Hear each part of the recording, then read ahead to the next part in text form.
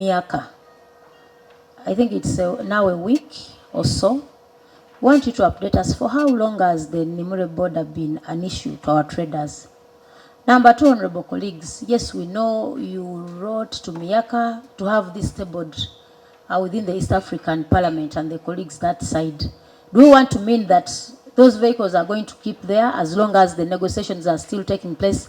What remedy do we have? How can we help our traders make business? Because this has a serious impact on people's businesses. People have lost money, goods are rotting, and I mean, we're talking about people's livelihood. You cannot go down there and convince people that you know, they have gone to Nairobi to have this discussed. They have gone here to have this discussed. What the people want to see is how can we trade? And amidst all these challenges, how have we taken the initiative to at least talk to people who are in this kind of trade? Because as others are stuck on the border, as others are busy, I mean, getting merchandise, you know, to also take the direction, because that is what they are used to. So as a ministry, sincerely, how can we protect our people? How can we mitigate the losses that our people are going through? Because you know what it means to, you know, earning a living. That is how people have been getting money. So what plans do you have, save for the meetings that Miaka shall have? What plans do you have? Have you engaged these traders to see how best you can have them, you know, advised on how to proceed as we have negotiation with the other side? Yes, Honorable Bangura. Thank you very much, PS, for trade, on especially the point of the border trade. I happen to be in the border, my constituency borders, but I have not seen any action of the Ministry of Trade in enhancing businesses between the Sudan and Uganda via my constituency. People enter and go, and sometimes can they you are give her details of your constituency so that she can know where you're this exactly is speaking? Napore West constituency, Karenga district, Karamoja. Not only in my place, but the whole of that part, in the northern part of Karamoja, has traders moving out, coming in, and there are people who intercept in the name of being security guys to get taxes, to tax these people. What is your plan to encourage free movement of goods and business going on between the border communities? Honorable Nsamba. Chair, just Yes. a rejoinder. Accounting officer, a few years ago, before you came, the Committee on the National Economy moved around the border areas, went to Busia, went to Malaba, went to Ruakaka, in the interest of establishing border markets for value addition and processing, as a result of benefiting from the interests across the other side with the available resources we have here. A border market was built in Busia and also one in Ruakaka. Malaba was not able to benefit because there was no available land. Now that land is available. What plans are there quickly to establish a border market there in order to do what is expected, that is processing value additional among others, but also to benefit our people with the trade that is flourishing along that corridor. Thank you. Yes, Honorable Nsamba. Chair, thank you very much. Chair, I have two questions. One, brief about the situation on the trade in the borders with South Sudan.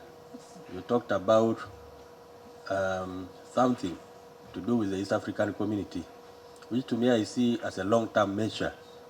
But I'd love to find out from you whether there is a direct political attempt to have a quick fix of the matter. Because I want to believe that ministers, cabinet ministers, can call the president at any time. I don't know whether your ministers called the president on this matter, because the president is the one who can call the other president. Because in my opinion, this matter of the tariffs and what have you, sometimes become more political than what we think. So I'd love to find out that answer, whether your minister has informed the president. Number two, I have not seen you actively on media talking about this matter, or even visiting those people, because you are the godparents to our traders. When have you ever visited these people? Have you had a lunch with them together to share the issues about the borders? The last one from me, Madam Chair. Kume municipality has so many youth who are not employed. We have now enough power. We can host industries. You can give us a factory. You can send investors there. When are you sending at least 1 or 2 investors to invest in Kumi so that we can see a difference? Now that you are here and I'm lucky, when are you sending them? Thank you, Honorable Silas. Madam PS, in addition to what they have asked, I don't know that this also falls in your docket, the industry. In our city recently, we are just off the streets. As the lead minister for trade, can they run to you for space, for ways of how they can remain with the ability to fend for their families? In other words, is there a solution in your ministry? Secondly, Madam Chair, I would like to know who is popularizing the African Continental Free Trade Area, an initiative of the African Union that is intended to promote a liberalized market for goods and services across the African continent. Are you the leading ministry in that? If you are, what are you doing about it so that the coffee farmers in Kasanda can participate in part of some of the initiatives of the African Union? Thank you. Yes, Honorable Silas. Thank you, Madam Chair. Most of the visitors maybe don't know me. I'm Silas Augon. Into ensuring that there is adequate value addition, several industrial parks were constructed in most parts of our districts. And we observe that most of these are inactive. What's your comment on these industrial parks, and when are you making them active? Number two, being the industry that is in charge of value addition, market access, what is your contribution to the parish development model? Because our people in the villages are suffering with, tomatoes, those agricultural products. They have been given money for PDM, and value addition is one of the, I don't know whether it is an independent pillar, but it must be. But there is a pillar there that is in charge of, ensuring that there is value addition and market access. In regard, you are aware people have been given the 1 million under the parish development model, aware that it's a magic bullet, a transformation program, and a game changer. So, Madam, what is your contribution to this game changer? Number three, you have told us that most of your budget goes to UDC. We have just received the report on consolidated financial statements in regard to the performance of UDC. Have you picked interest in finding out how the person, or how the entity you are capitalizing, have you tried to find out its performance? And in that line, we shall request you to assign an officer, the day the PSST will appear here, for you to be represented on matters of UDC. Because UDC, after a capitalization of 1.3 trillion, UDC is making serious losses. So if you tell us that most of your budget goes to UDC, and from the consolidated financial statements, UDC is making losses, but will continue to capitalize it. So I think you need to get some of these updates, start interface with the PSST to find out on how that entity performs. I think it should be one of your areas of interest. I want to thank you. So yes, Honorable Choma, you respond once, and you are free to make use of the staff that you do have. Thank you. Honorable Choma. Thank you, Honorable Chair. Mine is just one. You are small and medium enterprises fall under your docket. Could you be having a database of small and medium enterprises? Do you know them? Because I've tried really to look for that information and thank you, Chair. And lastly, we want to you to update us on your relationship between some of these enterprises that are set to support the community in regard to SMEs, for example, private enterprise Uganda, private sector foundation, microfinance support center. Actually, for UDC we have seen. Reason, I mean, financial support to those entities is one of your areas of interest. So do you normally have an interface with them? What's the... For members for those questions, I'm going to select some of my commissioners to respond to these issues. With the issues to do with SMEs, I will ask the Commissioner for Processing and Marketing to respond to those issues, as well as our contribution to the parish development model, as well as the issue on industrial parks. Then on the issue of SMEs, the linkage to the entities, I will also ask him to respond to those issues. On the issue of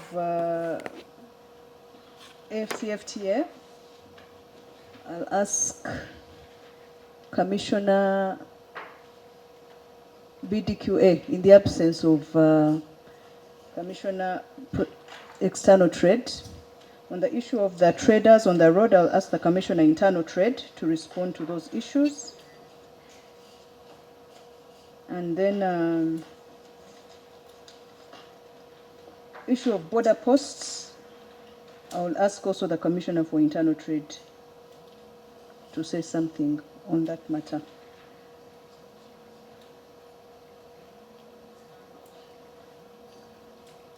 I think that is it. So we're beginning with? We'll begin with the Commissioner Processing and Marketing, following from the last question that you have asked. That you have not allocated my question. Not one.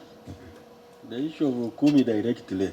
We don't have an industrial park. We need The something. issue of industrial parks, processing and marketing can also, And you have to he be can specific address about that. It Kumi. would be the Commissioner Industry. Oh, the Commissioner Industry is there. I'm not seeing them, unfortunately, from where I am. Yes, The Commissioner accounting Industry officer. will respond to that one, as well as the industrial parks, actually. The border market, he will also, internal trade can respond to that. Thank you, Honorable Chair and Honorable Members, for the questions. Yes, what we are doing to link them to the markets. Honorable Members, we've been developing the PDM, a national marketing strategy, which is ready for endorsement by the senior and top management of the ministry, which highlights all the areas that we need to work on, including the storage infrastructure, facilities, and also linking them to other markets. We have worked with the private sector and other institutions to develop the platforms for selling these products online. Now that we know that markets can be everywhere, we have worked with agencies like UIA. We have created the trade portal where all SMEs, we have mobilized them to enroll on the portal and then put up the products that they want to sell, and then the buyers can also get to them. We have quite a number of these private sector digital platforms that we are working together. Of course, majority of these are still informal, so we are working with URSB and other partners to make sure that we help them formalize their businesses where they can.